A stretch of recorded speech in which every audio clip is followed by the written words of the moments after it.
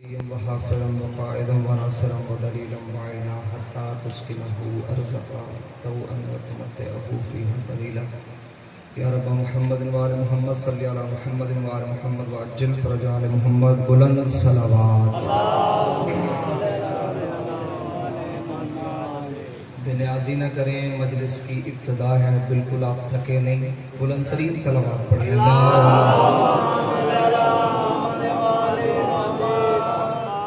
بسم اللہ الرحمن الرحیم. الحمدللہ رب المعصومین.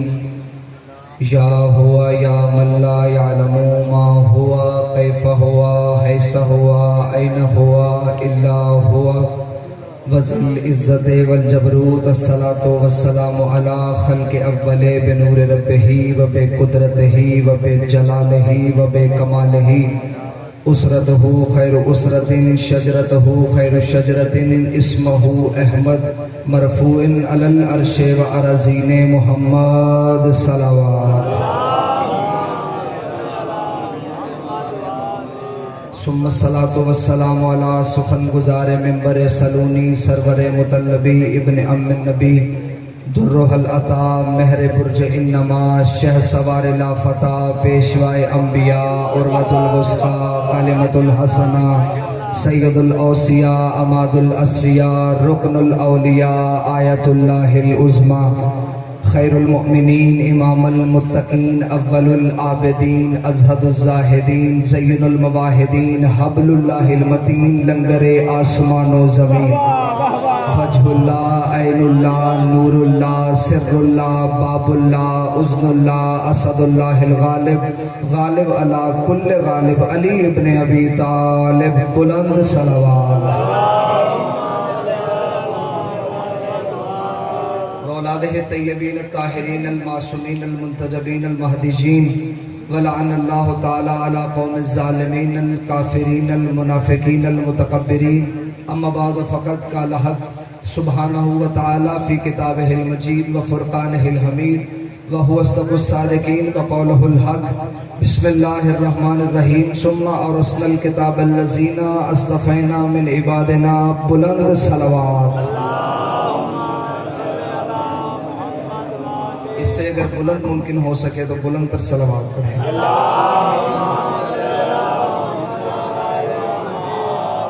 دعا ہے کہ مالکان عزت بارگاہ عزت میں آئے ہوئے ہر صاحب عزت کی عزت کو محفوظ فرمائے. رب الحسین بحق جد الحسین جتنے بھی ہاتھ ذکر شبیر سے مانگنے کے لیے آئے ہیں، اس عزت والے ذکر سے کوئی بھی خالی ہاتھ واپس نہ جائے. ذاکرین مجلس، حاضرین مجلس، بانیان مجلس کی اللہ رزق معرفت اور رزق ولایت میں اضافہ فرمائے. بہت بڑی دعا، سارے مل کے دل سے آمین کہیے گا. میرا اللہ اس وقت تک کسی بھی علی ولی اللہ پڑھنے والے کو موت نہ آئے جب تک حسین بادشاہ کے نوری محل کی زیارت نصیب نہ ہو. میرے مالک عقیدہ حق پہ استقامت نصیب فرما. قبر کی پہلی رات ہو زیارت امیر نصیب فرما.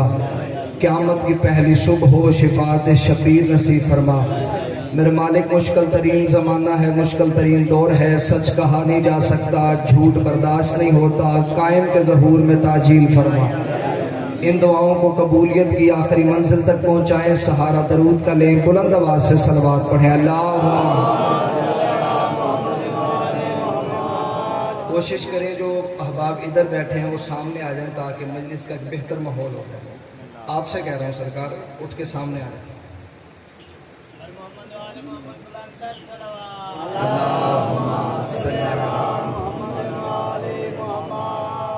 اجازت ہے ذکر شروع کیا جا سکتا.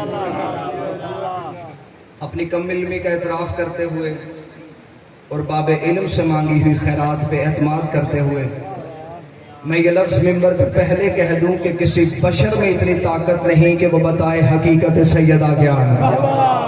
تھوڑا تھوڑا بولیے گا، یقیناً آپ کی سوچوں سے میں نے کم وقت پڑھنا ہے، کیونکہ جس کی مدحت پڑھنے لگا ہوں اس کی مدحت پڑھنے کے لیے کم از کم لہجے کا توحید ہونا ضروری ہے. لہجہ توحید ہو. جو بندے اس جملے میں نہیں شامل ہو سکے اگلے جملے میں ہر بندہ شامل ہو جائے گا.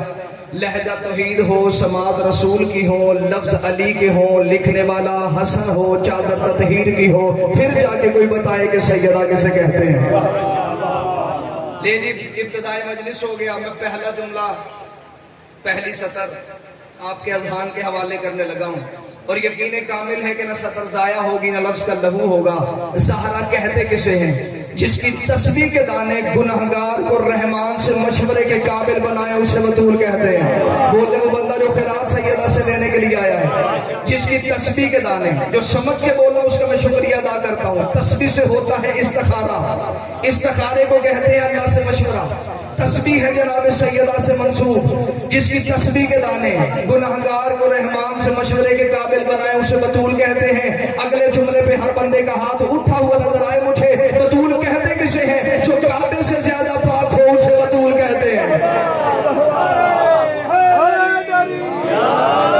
جو کعبے سے زیادہ پاک ہو اسے بطول کہتے ہیں۔ میں نے یہ نہیں کہا جو کعبے جتنی پاک ہو، جو کعبے سے زیادہ پاک ہو۔ ابھی کا بھی قرآن ممبر پہ لے کے آؤ، قرآن کھولتے ہیں اور قرآن سے پوچھتے ہیں کہ کعبہ کتنا پاک ہے، پھر اسی قرآن سے پوچھتے ہیں کہ بطول کتنی پاک ہے۔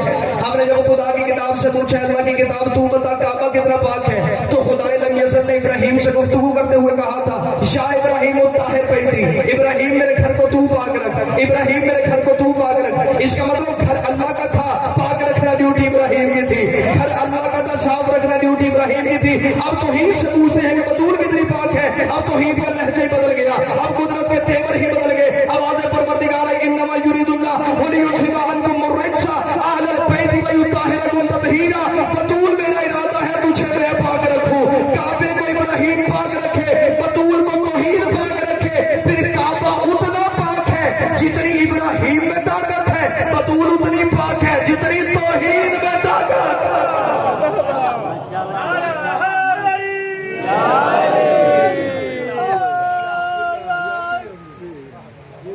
کعبہ اتنا پاک جتنی ابراہیم میں طاقت۔ پریشان تو نہیں ہوئے؟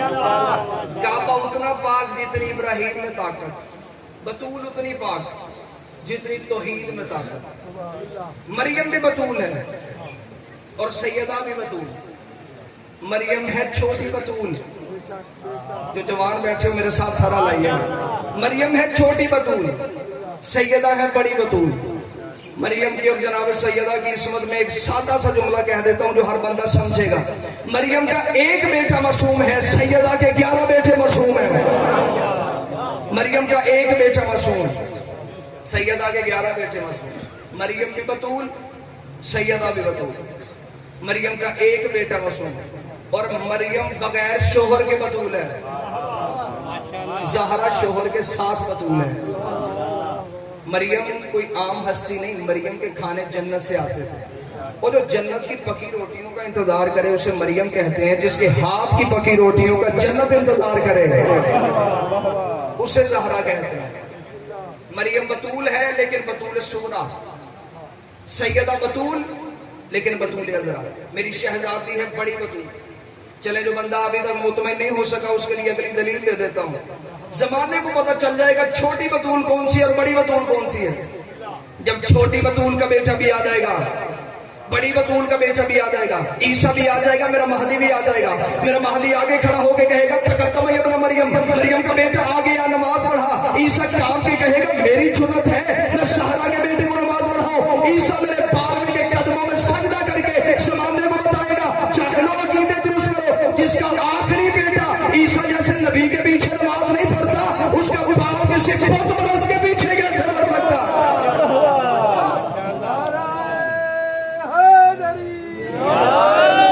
ایسے نہیں ہاتھ بلند کر کے سارا مجمع حیدری۔ مریم کا ایک بیٹا معصوم، سیدہ کے 11 بیٹے معصوم۔ مریم ہے بغیر شوہر کے بطول۔ خدا کی قسم ابھی تو اس دہلیز کا عرفان نہیں پڑھا گیا، ابھی تو اس در کے جو نوکر تھے وہ کیا تھے؟ آج تک ممبر سے آپ نے شہزادی فضہ کے لیے لفظ کنیز استعمال ہوتا سنا ہے، ایسا ہے کہ نہیں؟ میں نے کبھی بھی بی بی کے لیے لفظ کنیز استعمال نہیں کیا۔ اگلے جملے پہ عقیدے والے بندے بولیں گے میں نے کبھی بھی شہزادی کے لیے لفظ کنیز استعمال نہیں کیا، کیونکہ جن کی تھی وہی اماں کہہ کے بلاتے تھے۔ تیری میری مجال کے ہم بی بی کو کنیز کہیں، جن کی تھی وہی اماں کہہ کے بلاتے تھے۔ اور کتابیں کہتی ہیں بی بی حبش میں رہتی تھی، عقیدہ کہتا ہے بی بی عرش پہ رہتی تھی. علماء نے 21 مفاخرے لکھے ہیں جو بی بی فضہ اور علی کے نوکروں کے درمیان میں. ان میں سے ایک پڑھ دیتا ہوں.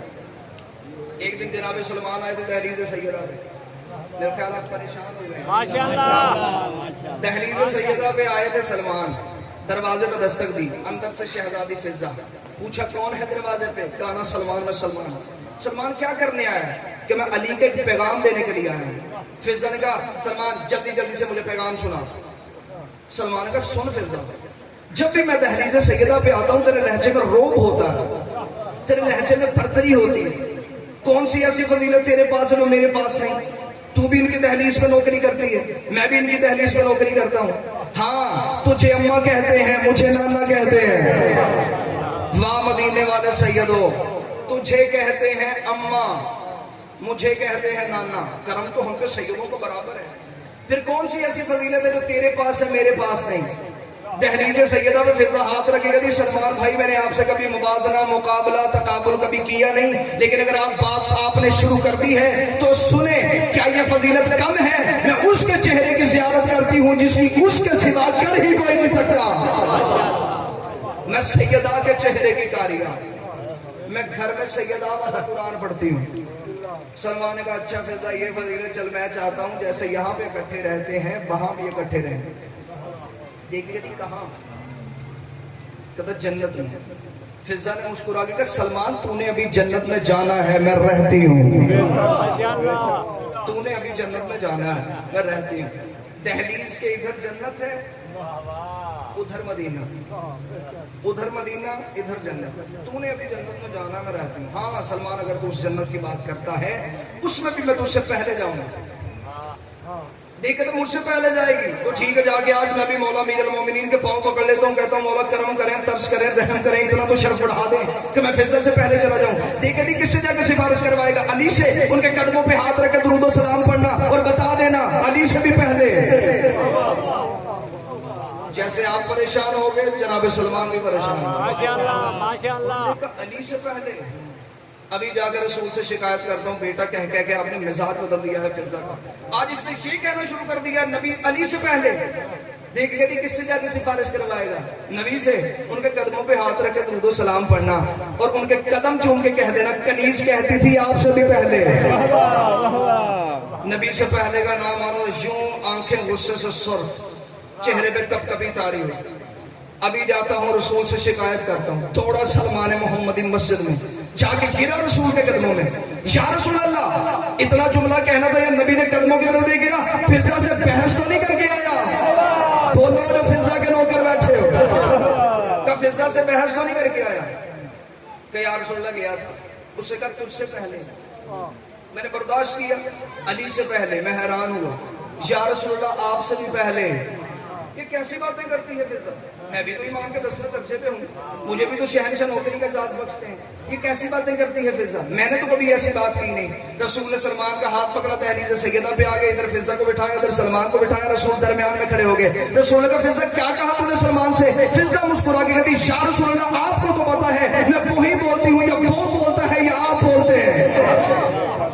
یا رسول اللہ پچھلے جمعہ کا خطبہ تھا، مدینے کی مسجد تھی، آپ نے ممبر پہ بیٹھ کے خطبہ ارشاد فرمایا تھا. حسن شہنشاہ نے آپ سے سنا تھا، حسن شہنشاہ نے آگے شہزادی کو سنایا تھا، شہزادی نے مجھے رات کے اندھیرے میں بیٹھ کے سنایا تھا. یا رسول اللہ پچھلے جمعے کے خطبے میں آپ نے ارشاد فرمایا تھا قیامت کا میدان ہوگا، نفس نفسی کا عالم ہوگا، ہر ایک امتی اپنے مال تولنے کے بعد جنت میں جانے کا انتظار کر رہا